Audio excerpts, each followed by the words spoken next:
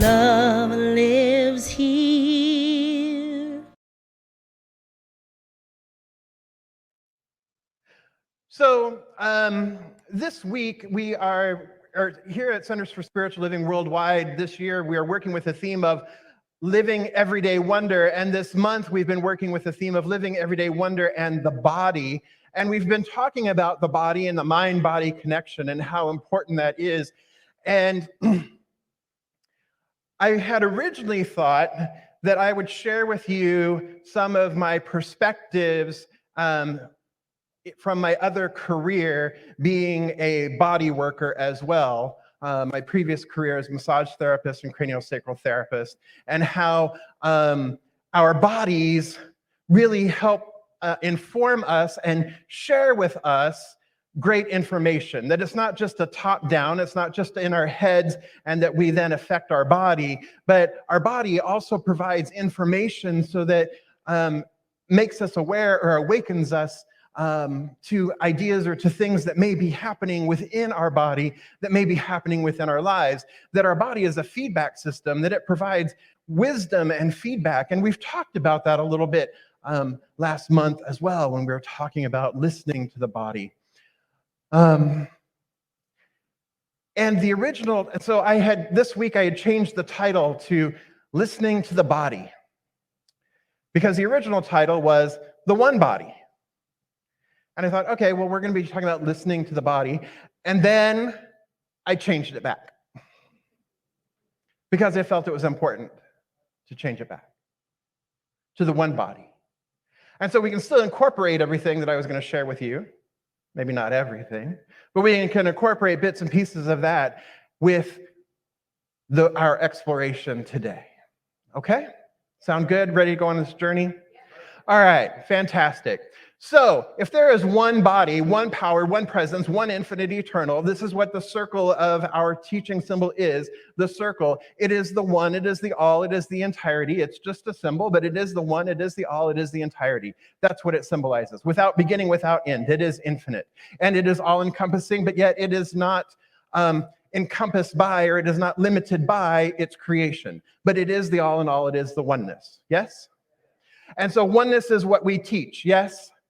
Yes. So, but we also know that in oneness, there is great diversity in this unity. All you have to do is look around the room, look outside, look in your garden. You see individualized, beautiful expressions of the one life, the high one life, individually expressing as all of life, as all of creation, as each an individualized piece of creation. That is what we say when there are all living beings and things are divine. Because there is only this one from which brought forth all of creation as itself through itself. And so it is forever expressing itself. So all of us from a high perspective, yes, we are all one. We are all one with life. We are all one with each other. We recognize that there is only one life. And that life is God's life, and that life is expressing, that life is my life now. That life is your life now. That each one of us is an individualized expression of this one life. And yet too often in our movement, we can default to spiritual bypass of oneness and say, it's all good, it's all God. There's only one. There's only one. And everything that's unfolding is unfolding as God, in God, of God. And yes, this is true on a larger level. And yet we have, as human beings, as individualized human beings, we have individualized human experiences. We are spirit in form. We are spiritual beings having a spiritual experience, not just a human one, a spiritual experience in human form. We are spiritual beings having a spiritual experience in human form. That is the higher idea. And yet, in this human form that we have taken, in this human form that is expressing itself, in this human body that is expressing and being and experiencing this life on this plane of existence, we have interesting, difficult, challenging, fascinating, wonderful experiences. We have a myriad of experiences because this is all encompassed in the whole, in the one that is the divine, that is spirit. So there is oneness, yes. And there is also the diversity, the inclusivity, the equity in that oneness that allows us to be individualized expressions, perfect just as we are, just as we are, just as we present, just as we know ourselves to be. Sound basic to you? Yeah. Sound like that's the way it works for us? You see, as human beings, we all have a similar human experience. Our bodies function the same way. They may look differently, but our bodies function the same way. The liver functions the same way, whether it's my body or your body or your body or your body at home. It functions in the same way. The systems function in the same way. We all have that. And so as a massage therapist, people would come in and like, oh, I have this pain in my shoulder. You know, nobody's ever been able to find it or whatever. I'm like, oh, you mean this one right here? And they're like, yeah, how did you know? I said, because you're not as unique as what you think you are. Sorry. Those three muscles and the connective tissue all overlap there on every human being. And that's where we have a tendency to hold stress or hold pain or hold certain things. That's where, and just from a sheer functional kinesiology point of view, the connective tissue tends to get stuck there. It's just because of the function of our anatomy. Like, oh, yeah, you're not as special as what you thought you were. Sorry. Right? So there is that aspect of our oneness that, yeah, we are all the same. It's right back here, it's in case you didn't know. And so that part is all the same. But yet, my eye color is different than your eye color, perhaps.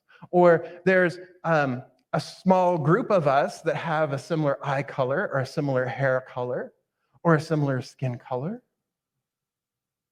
There are a group of us that has similar anatomy, physiology, whether we were assigned male or female at birth.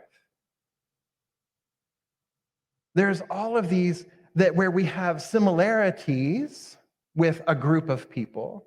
And then we have, so that's in the one, like we're all humans, then we can subcategorize it. And so then part of our oneness is we break it down into these smaller groups.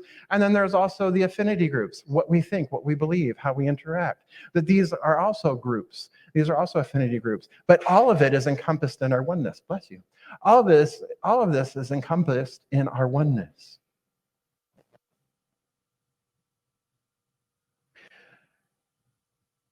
So we inherently are interconnected, interdependent, and interrelated. Yes? So when there is pain in your body, if you're experiencing pain in your physical body, the pain in your physical body is an opportunity to go within and to seek question or to question and to learn and to gain wisdom from it. Oh, I have a pain in my neck. Huh. I wonder what that's about. We have an opportunity to become curious and to explore and to focus our attention on an area of our body perhaps that we were not paying attention to before, and allow for the wisdom of that area to share with us. So again, hearkening to that aspect of my life, when we have a stiff neck, frequently, not always, because this is not a panacea, right? Frequently, if we have a stiff neck, we can't turn our heads very well. Frequently, it's related to something that we're not wanting to look at in our lives, or it's a different perspective we're not willing to see. Because in order to get a different perspective, we have to turn our heads, right? Or if there's discomfort in our shoulders, frequently it's because of our shoulders, S-H-O-U-L-D-E-R, are our shoulders, S-H-O-U-L-D-E-R. And so it's bearing the weight of the world on your shoulders, the responsibilities, what you should be doing, what you have to do, what you need to do. So frequently in this area of our body, it's something to do with that. Not always, but if there's pain there, it could possibly be that. Our arms are how we interact with the world. So if we're having difficulty with our arms, perhaps we're having difficulty interacting with the world. Our low back is our support structure. It's where our root is. It's where our structures are, where our support is. And so if we're having difficulty there, perhaps we're not feeling supported in our lives somehow. Our legs are about forward movement. So if we're having pain or difficulty in our legs, sometimes we're having pain or difficulty moving forward in our lives. This is all information that we have, that we receive from our bodies. And then we can do something about that. When we investigate, right? We can look at that. We can do something about that. And again, it's not always so prescriptive. It's not always so prescriptive. And so when we talk about the collective body, the collective pain body, what we recognize is that each one of us is related.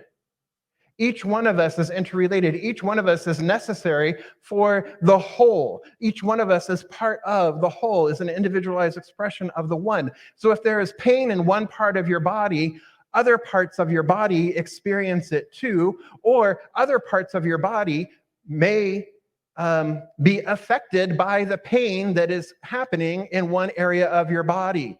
If you get cut, if you're cutting vegetables for dinner time, you're cutting vegetables and you cut your finger. There's pain that's happening in your finger. There's pain that's happening there. Well, the rest of your body could go, okay, well, you're on your own, heal yourself. Right? Go for it. We're going to go over here. We're just going to do whatever. We're going to eat dinner and you can bleed out, whatever, right? Our bodies don't do that. We don't do that with our bodies. We recognize that, if I've cut my finger, then in order to stop the bleeding, other parts of my body have to get involved in order to stop the bleeding. And other parts of my body have to assist other parts of my body to the bleeding. Right? So think of this societally. Think of this as the collective whole. When one part of our body, one part of our humanity, one part of the greater who of who we are is suffering or in pain, and that has been brought to light, then it is the responsibility and the duty and the opportunity for the remainder of the body to step up to the plate, to step up and say, hey, all right, we see you. We recognize that this is going to be a problem, not just for you, but for all of us. And so we need to step in and help you out. We need to step in and not only stop the bleeding, but start the healing. We need to step in, not only stop the bleeding, start the healing, but make sure that the bleeding, the cut, the whatever it is, the injury doesn't happen again. And how do we do that? We work together to make sure that that's not happening again.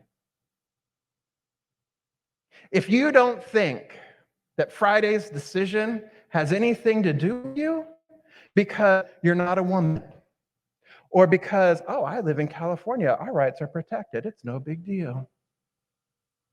If you don't think that Friday's decision doesn't have greater impact on humanity and greater impact on all of our lives, you're missing the boat. Clarence Thomas, in his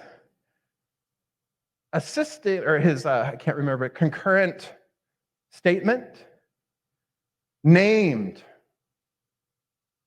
the LGBTQ community, saying we should make that illegal. We should make same-sex marriage illegal. We should roll that back. We should make contraception illegal. We should roll that back. This is a dangerous precedent that the Supreme Court has created. But what do we know, beloveds? Principle is not bound by precedent. So we have the opportunity to come together, beloveds. We have the opportunity not just to stand here and go, oh, it doesn't affect me, or do spiritual platitudes of, it's all one, it's all good, it's all God. What we have the opportunity to do is stand in our oneness and recognize that our oneness is messy. Our oneness is not sameness. Our oneness is compassion. Our oneness is action.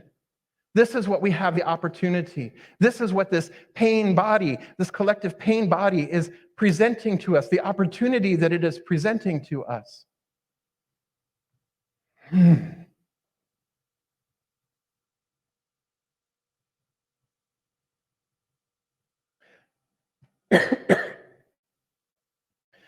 So last month and this month, we've been talking about the mind-body connection. And we know that oneness is key, but we cannot use that idea of oneness to trample on or to push down or to spiritually bypass what we are feeling, what we are experiencing. Because when we do that, that is spiritual malpractice. If you just meet me in my pain and suffering with, I'm going to pray for you, I'm going to know the truth for you, but I'm not going to help you stop the bleeding. I'm not going to stand up. I'm not going to go over to you and help you wrap that cut. It's spiritual malpractice. The opportunity that we have is treat and move our feet. To know the truth and at the same time step forward, step out, step into action and activity. We are the hands, the feet, the bodies, the minds of the divine. It is up to us to step into that. It's up to us to take action. It's up to us to step forward, not just sit on our meditation cushions at home. It's both and. Both and. So yesterday I posted, it was only yesterday I think I posted, it was a quote from Mark Twain. Yes, some of you saw it. I hear laughter. It's a quote from Mark Twain, and it says, under certain circumstances, profanity provides a release, denied even prayer. Denied even prayer. Profanity provides a release. And some of my pastor friends were like, okay, the F-bomb. It's the only liturgical response appropriate. Because sometimes what we need to do is we need to feel the pain. We need to express the pain. We don't need to bypass it. We need to feel it. We need to express it. We talked about that last month, right? The anger. When we feel something in our body, it's an opportunity. We have to feel it all the way through to its completion. So if, my beloveds, you are experiencing anger this weekend, or rage this weekend, or fear this weekend, that is perfectly acceptable, because rage and fear and all of the feelings, all of the sensations that you are experiencing in your body temple, all of those are part of the one. It's all part of that oneness. So I asked you before to work with anger, to work with rage, if you will. There's a beautiful quote here by Valerie Kaur, who says that the aim of divine rage isn't vengeance, but to reorder the world. The aim of divine rage, that rage within you, perhaps, that righteous anger that is perhaps within this week. The aim of that divine rage isn't vengeance, but to reorder the world.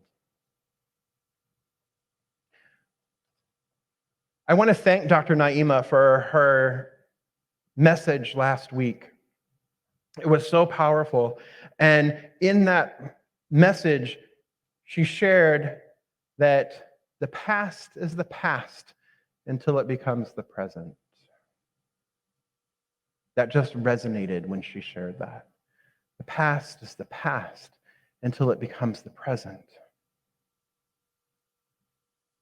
And so we have the opportunity then, as I've been sharing with you, to use this pain, to become curious about it, to live in the wonder of it, to experience the wonder of it, and to turn within and see what it has to offer us. And what we know is that anger is a call for a change. Anger is a call to release that which no longer serves, to make way for something yet to be, a greater yet to be. This is what the anger is. And so when she's talking about this divine rage that may be bubbling up, or whatever experience you're experiencing in this moment, what I invite you to do is just take a moment to feel into your body temple and just feel whatever it is that you're feeling in this moment and place your hand there. If it's rage or if it's fear or if it's sadness or what have you, just place your hand over this space of or this place of your physical body temple and breathe into it. And if there is a sound or a movement that was attached to it, allow that sound or that movement to express itself safely. Don't hit your neighbor. And if you're not comfortable doing that exercise in this moment, then do it when you get home. But what this is this needs to move the feeling. Feel the feeling, breathe into the feeling, and move it. Move it through you. Move it out into expression so that it does not get trapped. Because when it gets trapped, that's where disease and dysfunction happen, as Dr. Naima was talking about. The past is the past until it becomes the present, a present manifestation in our body temples, a present manifestation in our psyche, a present manifestation in our ethereal body. The past is the past until it becomes the present. And the way we free ourselves of that is to allow what we are feeling, allow what we are experiencing to move, and to learn from it, to learn its wisdom, and then move forward from there. So often in our movement and in our philosophy, we have this tendency that's like, oh no, I don't want to name it. Heaven forbid I should name the condition. No, no, no, no, no, no. Don't name it. Don't name it. Don't. No, nope, nope, nope. Not going to talk about it. Nope, nope, nope, nope. And we use things like the C word, or like, the virus, or whatever else we want to call things. But if we don't name it, those conditions have a name, people. If we aren't willing to name it, then we aren't willing to really look at it, because we're just kind of like glossing over. If you're not willing to name the condition, then we're just in spiritual bypass land. Naming the condition isn't bad, because when we name the condition, then what we're doing is we're taking the power back from the name. We've named it. We've called it cancer. We've named it. We've named the problem. And once you've named the problem and you know what it is, then you can actually do something about it. Because if you go to the doctor and you tell the doctor you don't want to know the name, doesn't matter that you don't know the name. Your body's still doing the body's thing. Doesn't matter if you're speaking words of affirmation. Doesn't matter if you're positive. Doesn't matter. Your body's still doing what it's doing. But if you name it, then you take your power back. That word no longer has power. And then you can do something about it. As Deepak Chopra says, accept the diagnosis, not the prognosis. The diagnosis is there for a reason. It's named. And now that it's named, you have the opportunity to do something about it. The name is no longer creating fear. The name is no longer creating separation, because you said, you know what? Fine. It's this. And it does not have to continue to be this way. And in our society, we don't want to name, do we? But we have to name it in order to heal it. Not asking you to claim it, I'm asking you to name it. We have to name it in order to heal it. So in this collective pain body that we're experiencing, how about we name it? Misogyny, racism, patriarchy, homophobia, transphobia. What else? Whiteness. What else? Speak it out. Don't be afraid.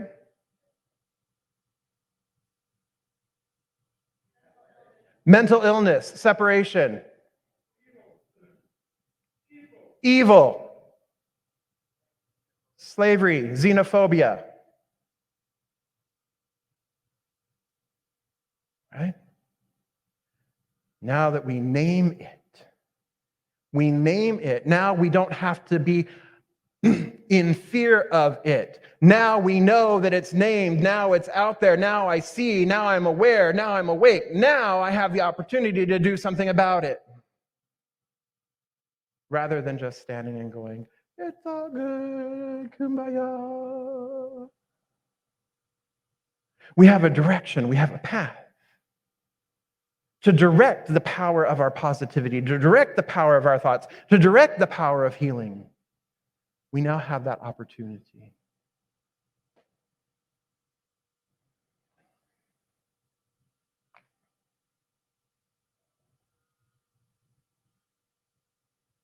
Beloveds, we started off sharing what it is that we believe here at Riverside Center for Spiritual Living, that love is love, that Black lives matter, that brown lives matter, that all genders and bodies are whole and holy, that women's rights are human rights. And this is true. But just stating these things isn't enough. We have the opportunity this day and in this situation and in this space to demonstrate these principles, these beliefs, these ideas, these values. It's what we're all about this whole year. It's practical application. We're not just giving it lip service. We get to step out, we get to step forward, we get to step up. And so in light of what transpired on Friday, we have a powerful opportunity in this community to recognize the collective pain body. And this is the power of our spiritual community. We come to heal, we come together to feel, to honor, to recognize, and to support one another. The pain that we are experiencing today has been carried by female identifying people for generations upon generations upon generations. Yet we are one body, and what affects one affects all. And so I ask everyone who identifies as male to please stand and come forward and join me here at the front of the room. If you're a man, if you identify as male, I invite you to please stand and come forward here at the front of the room.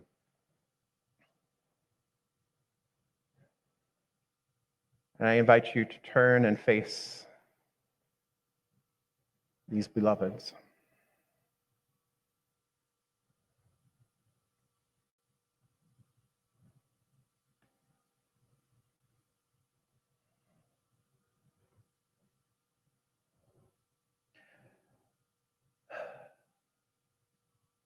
I've asked the women to remain seated in this moment because, as I mentioned, they've been carrying this burden for far too long. And so, gentle men, I invite you to place your hand over your heart. Make eye contact with these beloveds in front of you, our sisters, our mothers, our daughters, and repeat after me. I see you. I hear you. I respect you. I stand with you. I see you. I hear you. I respect you. I stand with you. I see you. I hear you. I respect you. I stand with you. Beloved women. Go ahead. Beloved women. Let's try it again. Beloved women. I cannot know and do not know what it is to walk your walk. I do not know what it is to live your experience. I do not know what it is to be shunned, quieted, dismissed, disqualified, or ignored. I do not know what it is to routinely not have my story believed. I don't know what it is to have the basic human right of autonomy over my body denied to me by the Supreme Court. While I do not know what it is to have these experiences, I do know that I can take responsibility right here and right now to create a safe space in this spiritual community, to work together to end injustice and inequality, to recognize my male privilege, to use my voice to speak up in the face of misogyny, and to say to you, clearly and directly, I see you. I hear you. I respect you. I stand with you. I love you. And so it is. Gentlemen, you may be seated. Thank you, gentlemen.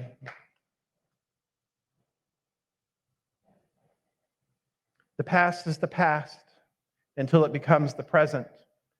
And the present is not bound by precedent, as we just demonstrated here this day, or principle is not bound by precedent, as we just demonstrated. We are one body. It takes all of us to take responsibility for it. And so just simply repeat after me. I take responsibility for the one body. I take responsibility for the one body. And so it is.